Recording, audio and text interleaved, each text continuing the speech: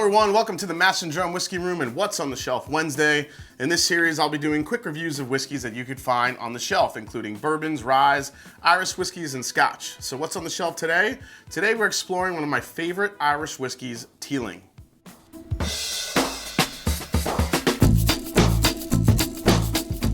Irish whiskey is the fastest growing whiskey segment right now, and Teeling is one of those brands that I think are creating unique and flavorful whiskeys that are not your usual 80 proof easy sippers that you may be used to.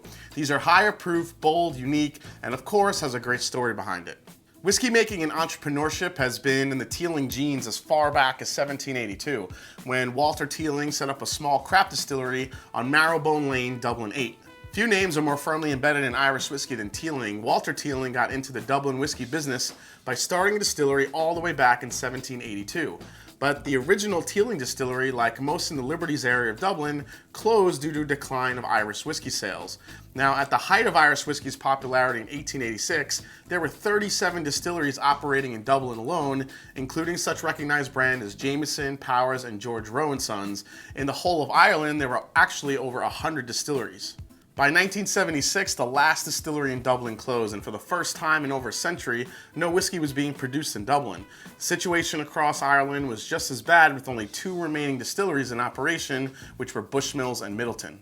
Enter John Teeling, who decided to purchase a column still and open the Cooley distillery in 1987, when he converted an old potato alcohol plant into a whiskey distillery with the idea to bring back forgotten Irish whiskey brands like Tyrconnell. He challenged the status quo from the mega distiller Irish Distillers, who was the only other distiller at the time, such as triple distillation and the use of only unpeated malt. John wanted to create new flavors and better Irish whiskey for all of us to enjoy. Now Jim Beam comes into the picture, who bought Cooley in January 2012, a move that shut the door on a lot of independent Irish whiskey labels since Cooley no longer intended to source whiskey for them. Now Beam's muscling into the Irish whiskey picture spurred many of the micro distillery plans in Ireland, and it also prompted Jack Teeling, the former managing director of Cooley, to start his own brand, the Teeling Whiskey Company. Both Jack Teeling and his brother Stephen Teeling convinced Beam Suntory to sell them 16,000 casks of their aged Cooley whiskey, and with these stocks, the Teeling Distillery was born in 2012. Now in March 2015, they opened the Teeling Whiskey Distillery, the first new distillery in Dublin in over 125 years, and just a stone's throw from their ancestral distillery, right in the heart of the Golden Triangle, which is the historic distilling district of the city. Their first run of whiskey from their new Dublin distillery was crafted in March of 2015. Now, what I love is that Teeling logo, which is a phoenix rising from a pot still to symbolize the company's rebirth.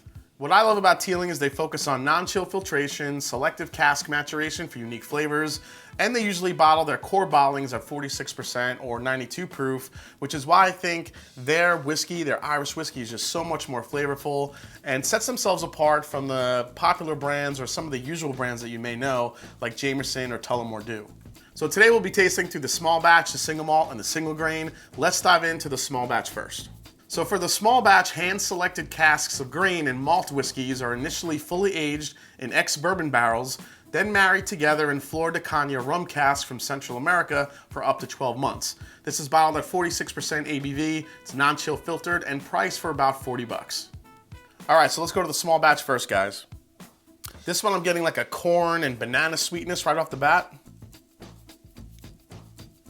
Definitely a good amount of honey. That rum cask maturation in here is really giving it a good punch of flavor. There's some tropical notes in here I'm getting. Like I mentioned, the banana. There's a slight coconut note I'm getting in here too, which is really enticing.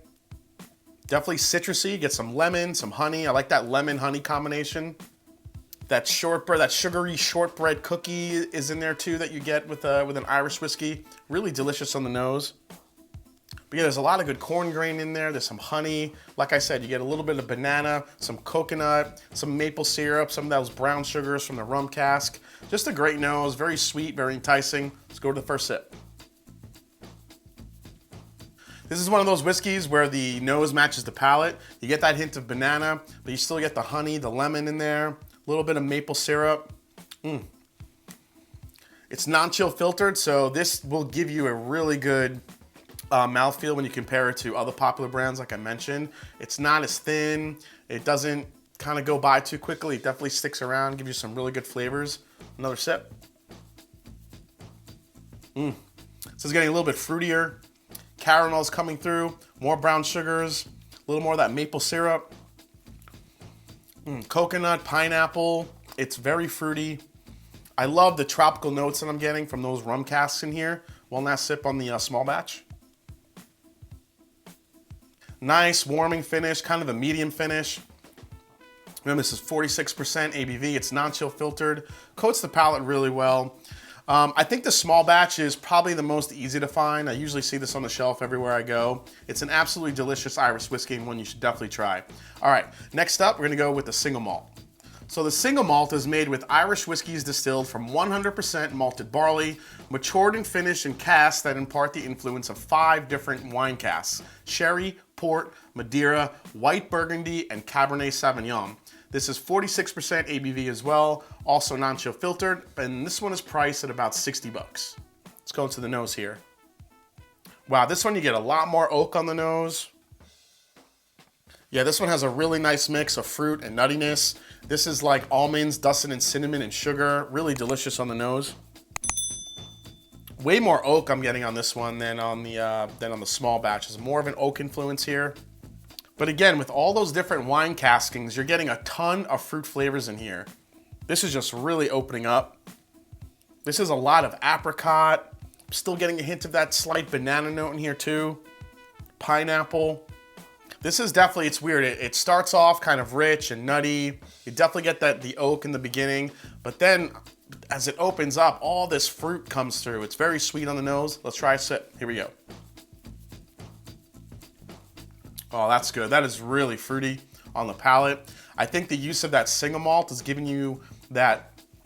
Have you ever had some like nice breakfast toast in the morning with like a medium toast on it with some honey and marmalade spread on there? A little bit of still getting that nuttiness on there too, that oak influence. It's really sweet. For another sip. Yeah, I'm getting a slight hint of banana. The pineapple is still there. The apple. Man, this one is so sweet. I don't know if I would drink this for every day, but for an Irish whiskey, this has so much fruit flavor going on. It's really complex. I love the nuttiness and the oak I'm getting on the finish to balance out that sweetness and all those fruit flavors up front. Again, non-chill filtered, really great on the palate. Let's go for one last sip. I actually like that sip the most. That one, the fruitiness kind of gave way a little bit to more of the oak presence, a little bit more of some oak spice. The fruitiness is still there, but it's getting a little bit more balanced out. Really nice finish on it. Very similar to the small batch lengthwise, kind of a medium finish. Awesome. All right, let's go to the last one in the lineup, which is the single grain. The Teeling single grain Irish whiskey is crafted using an unconventional mash bill consisting of 95% corn and 5% malted barley that has been triple distilled and matured exclusively in French oak ex-Cabernet Sauvignon red wine casks from California. This is also bottled at 46% ABV, non-chill filtered, and can be had also for around 60 bucks. All right, so let's go to the nose on the single grain. Now this is a totally different type of mash bill. It says 95% corn, 5% malted barley, so I expect this one to be a little bit sweeter on the nose here. Like a young, like there's like a, you definitely get some corn sweetness here, like a corn mash. Like when you walk into a bourbon distillery and you smell sweet corn mash, you kind of get that on the nose here. But there's also some fruitiness to it. It seems like the overlying factor with all three of these is this pineapple, banana, strawberry, blueberry type note going on. You get it in here too, but the corn sweetness is really the overlying factor here. A little bit of oak. Yeah, that little hint of banana again that I'm getting. Yeah, really good nose. Can't wait to taste this one. Let's go to the palate. Here we go. Cheers. Wow, this one's completely different than these two. Not nearly as fruity. This one is way more vanilla, caramel, a little bit minty too. You're getting on the very back end. Really good flavors in that one. That one is closer to kind of a younger bourbon that I'm getting on the palate there with that mash bill or corn whiskey. Let's go for another sip here. Okay, so the second sip. Now the fruit's starting to come in. So the first sip, you really just get a lot of that corn sweetness, that caramel, the vanilla. That sweet corn mash, a little bit of oak. You get that bite to it. But then that second sip, here comes the fruit to pile on. Now you get the pineapple again, the banana, that strawberry, blueberry note I was getting on the nose that was kind of faint on the nose, but you definitely get it on the palate. Let's go for another sip here. I am loving that one. That one is finishing like a delicious corn whiskey, almost. Remember, 95% corn, 5% malted barley. You got a lot of corn influence. It's very sweet. But that corn sweetness is just completely surrounded by all these really beautiful fruit flavors in there. Oh my God, it's so good. I think that French oak, that Cabernet wine cask is really giving it some really nice dark fruit flavors to go along with that sweetness. It's really well balanced. One more sip of this one. The more you sip that one, the fruitier it gets. The corn sweetness starts taking a little bit more of a back seat. It doesn't come at you like it does in the beginning when you're first trying it, but just all three of them have something different to offer everyone, and all three are extremely unique. All right, so the small batch, what I think is the easiest to find on the shelf is just a really solid, sweet Irish whiskey. If you want to try something a little different, it does have that rum cask finish, so it is on the sweeter side, but you're getting non-chill filtration, you're getting 46% ABV, super flavorful. It's a great entry into Teeling. Now, the single malt, I think, is probably the most complex out of all three. The single malt has so many different variations in the cask finishing they use that I think for anyone out there trying this one can pick up just a host of different flavors to try in this one. The fruitiness, the nuttiness of it, the way it comes through kind of like a toast with jam, but with more fruit on the back end. It's really complex, very delicious. Now when it comes to the single grain, I think this is my favorite one. I love the corn sweetness up front, the caramel, and then how it evolves into something fruity and spicy at the same time with those French oak, those Cabernet casks. It's a really phenomenal Irish whiskey.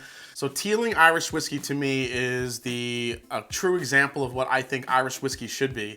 It's a little bit higher proof, it's non-chill filtered, it's a completely different experience than when you go up against a Jameson or a Tullamore Dew, which are usually all bottled at 40%. It just doesn't have the viscosity that these do. Plus on top of it, you're getting all these different maturations, the cask, the mash bills. It's really delicious stuff. If none of you have experienced Irish whiskey or thought about getting into Irish whiskey, Teeling is definitely the way to go, and it's usually on the shelf. All right, everyone, well, I hope you enjoyed this What's on the Shelf Wednesday as we explored Teeling Irish whiskey. Hope you enjoyed it. If you haven't yet, hit the subscribe button below. Please hit that like button. If you haven't yet, find me on Instagram and find me on Twitter. Let me know what you think of Teeling, if you've had it, if you think about getting into some more Irish whiskeys. And like I always say, it is not about the whiskey, it's the people you share it with. So cheers, and I'm gonna have some more single grain. Take care, everybody. See you next week on What's on the Shelf Wednesday.